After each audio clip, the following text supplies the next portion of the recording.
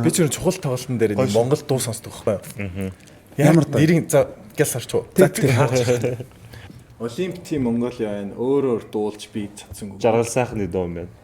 50 чангалаа. Түр 50 чангалж. Одоо бүр дээр үе. Энийг тоо. За жоо чангалаа.